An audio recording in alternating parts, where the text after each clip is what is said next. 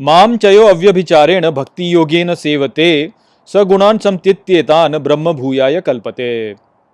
नमस्कार मित्रों, ये जो श्लोक है भगवद गीता के 14वें अध्याय का 26वां श्लोक है, जिसे हम आज गहराई से समझेंगे। तो आइए सबसे पहले इसके अर्थ को समझते हैं। तो जो श्लोक है वो कहता है, माम चयो अव्यभिचारेण, अर्थात और जो मेरी परम आवश्यकता के साथ, भक्ति योगी न सेवते, अर्थात भक्ति योग द्वारा सेवा करते हैं, सगुणान समतीत्येतान, अर्थात वह इन सभी गुणों को पार कर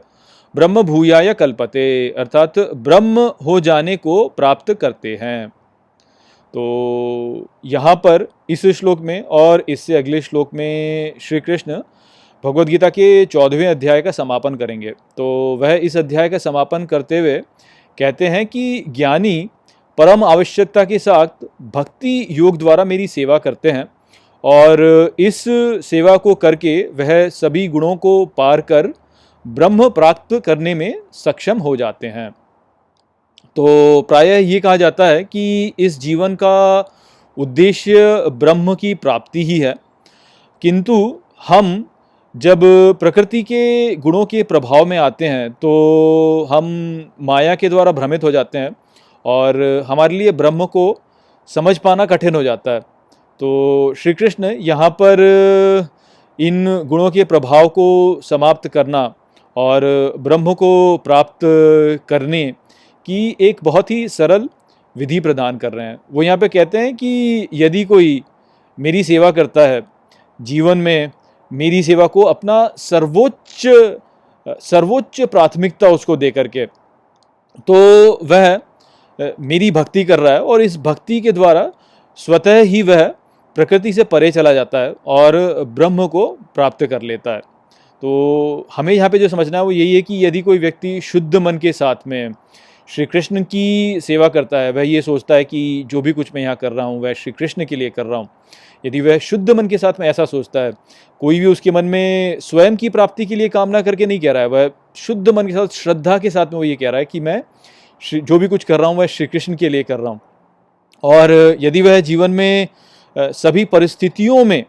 ईश्वर से प्रेम करता है, उसके साथ जीवन में कुछ भी हो जाए, कुछ भी कैसा भी हो जाए, कितना भी अनिष्ट घट जाए, तब भी वह यदि श्री कृष्ण से प्रेम करता ही रहता है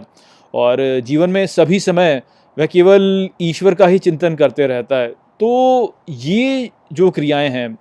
ये स्वयं ही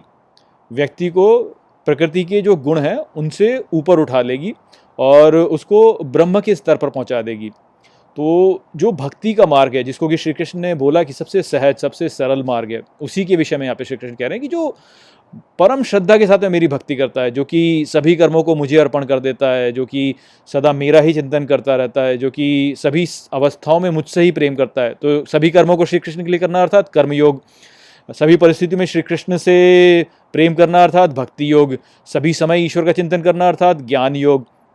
तो जो सभी समयों पर ये करता रहता है, तो ये परम भक्ति है।